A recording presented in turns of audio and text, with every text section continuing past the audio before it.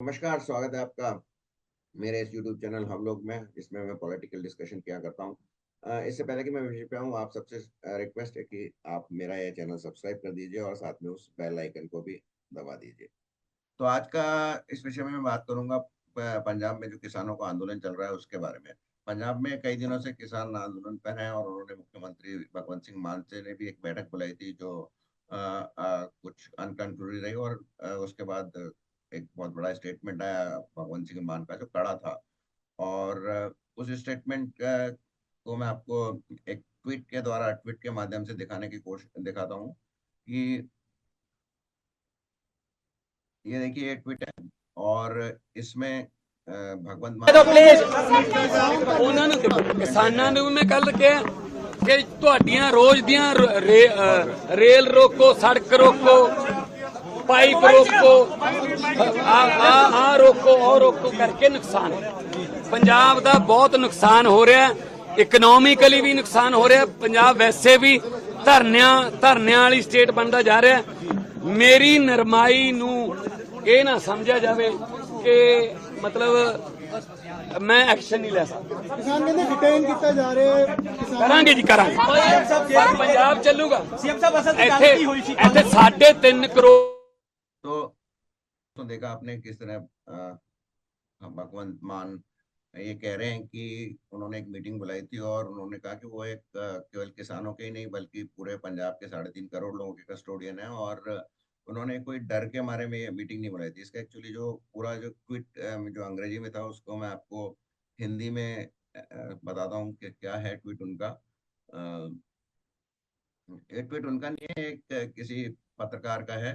और इसमें उन्होंने लिखा है कि एमएसपी नगर में जो पंजाब के जो स्टेटमेंट दे रहे थे, उन्होंने किसान नेताओं द्वारा उनके साथ बैठक को लेकर दिए गए बयान पर मुख्यमंत्री भगवंत मान ने कहा कि मैंने किसानों से कहा है कि आप हर दिन रेल रोको, सड़क रोको, प्रदर्शन कर रहे हैं, इसमें पंजाब को भारी नुकसान हो रहा है। राज्य की आर्थिक क्षति झेलनी पड़ रही है। पंजाब एक धरना वाला राज्य बनता जा रहा है। मेरी नरमी को यह मत समझिए कि मैं कोई कार्रवाई नहीं कर सकता हूँ। मैं 3.5 करोड़ लोगों का संरक्षक हूँ, मुझे सभी का ख्याल रखना है। बैठक में मैंने उनसे 5 मार्च के विरोध प्रदर्शन के बारे में पूछा। उन्होंने कहा कि यह जारी रहेगा। तो मैंने उनसे कहा कि फिर आपने मुझे 1 घंटे तक क्यों बैठाया। हाँ मैं सच मैं हाँ मैं सच में बैठक से उठकर चला आया। मैंने उनसे कहा कि मैंने डर के कारण यह बैठक नहीं बुलाई है। मैंने पहले भी आपसे मुलाकात की है, मैं आपको मित्र हूँ, लेकिन अगर आप मुझसे बताते हैं कि मोर्चा बैठक के साथ साथ जारी रहेगा तो मैं बैठक को रद्द करता हूँ और आप अपना मोर्चा जारी रखिए।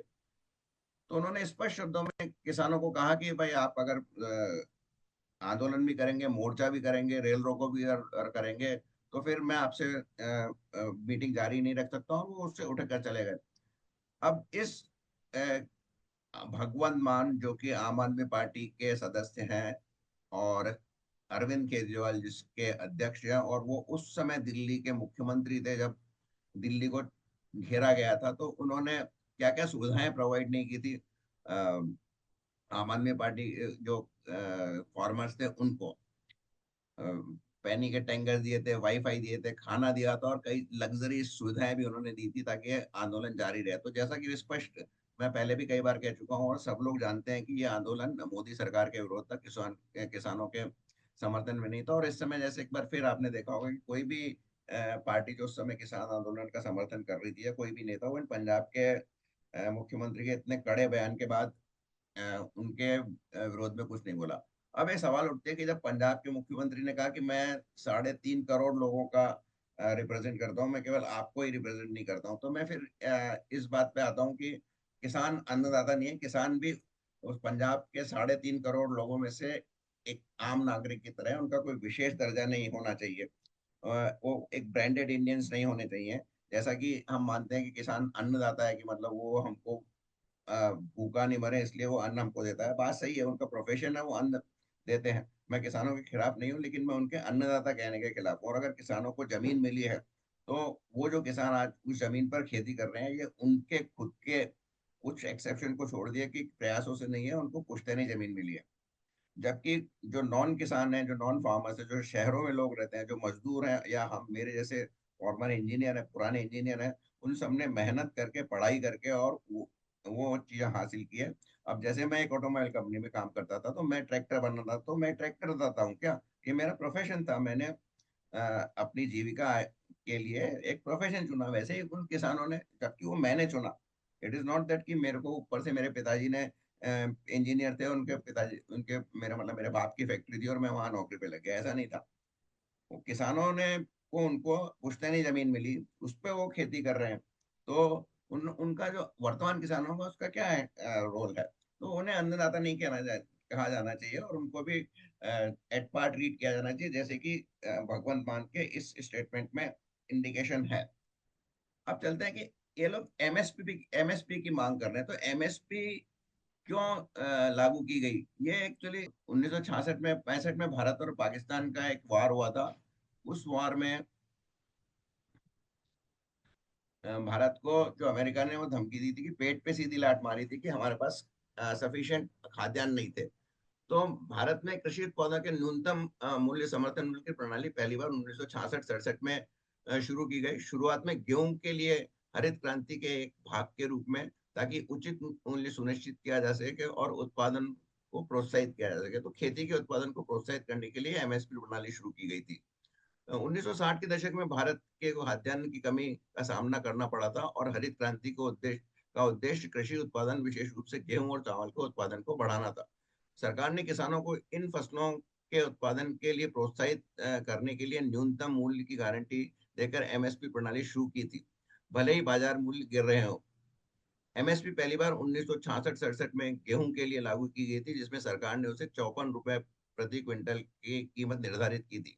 समय के साथ साथ एमएसपी प्रणाली का विस्तार कर इसमें अन्य आवश्यक खाद्य फसलों को भी शामिल किया गया, तथा विभिन्न फसलों के लिए एमएसपी की सिफारिश करने के लिए 1965 में कृषि लागत एवं मूल्य आयोग सीएसपी की स्थापना की गई।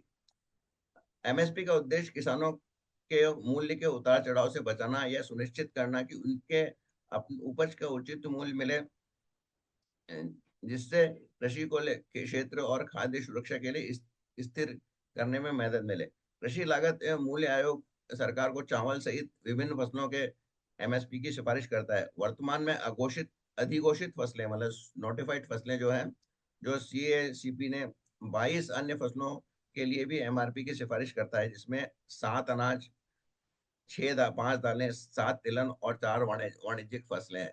तो यानी कि जो उसका बेसिक उद्देश्य था, वो तो फुलफिल हुआ या नहीं हुआ। फुलफिल निश्चित रूप से हुआ। भारत आज खाद्यान्नों के क्षेत्र में सेल्फ इंडिपेंडेंट है। हम इनफैक्ट गेहूं का बहुत देशों को हमने निर्यात भी किया, और विशेषकर कोरोना में तो हमने काफी एक्सपोर्ट किया है। तो इसका उद्देश्य पूरा हो गया। लेकिन आप जैसे जानते हैं कि इसको शुरू केवल गेहूं और चावल से किया गया था, और फिर इसको बढ़ाते बढ़ाते बढ़ाते मांग होती गई, बढ़ती गई। जैसे कि एक कोई एग्जाम्पल देता हूँ मैं, रेलगाड़ी चालू हुई दिल्ली और बम्बई के बीच में, उसमें वो 5 स्टेशन पे रुकती थी। उसके बाद एक दूसरे स्टेशन वाले ने, छठे स्टेशन वाले ने मांग की कि हमारे यहाँ भी रुकी जाए, तो उसको वहां भी रोक दिया गया। फिर 7 में 8 में ऐसे ऐसे जो जो गाड़ी जिस जिस गाड़ी का उद्देश्य जल्दी दिल्ली से बम्बई पहुंचाना था, कम समय में पहुंचाना था, वो एक पैसेंजर ट्रेन नहीं, क्योंकि अब वो 5 स्टॉपेज के बाद उसको 25 स्टॉपेज पे रुकना पड़ता है। तो इसी तरह से एमएस की भी कहानी है। ये बेसिकली शुरू गेहूं और चावल के लिए की गई थी, और इसको 22 फसलों तक कर दिया गया। और अब तो ये लोग गारंटी भी मांगते हैं। एमएसपी को कोई गारंटी, कानूनी गारंटी नहीं है। एक जो एक सुविधा दी गई थी किसानों को। और अब जब जो आंदोलन हुआ था, किसान आंदोलन, उसमें भी उन्होंने को एमएसपी को कानूनी बनाने के लिए जो इंसिस्ट कर रहे थे। तो कितना भी अच्छा प्रपोजल गवर्नमेंट ने दिया था, अंतिम प्रपोजल तो बहुत अच्छा दिया था, उस पर भी वो एमएसपी के गारंटी पर वो अटक के रह गई थी। यानी कि वो लोग उस समय भी अ, हल नहीं चाहते थे, केवल वो आंदोलन जारी रखना चाहते थे। तो ये तो है कहानी एमएसपी की और किसानों की। और अब तो भगवंत मान के स्टेटमेंट से ये साबित हो गया है कि एक किसान, भगवंत मान भी हो सकता है किसान का ही बेटा हो, पंजाब में तो हर आदमी किसान होता है। तो उस किसान के बेटे ने भी अब ये एक लिया है एक विचार लिया है, एक साइड लिया है कि किसान अन्नदाता नहीं है, वो भी दूसरे नागरिकों की तरह ही है।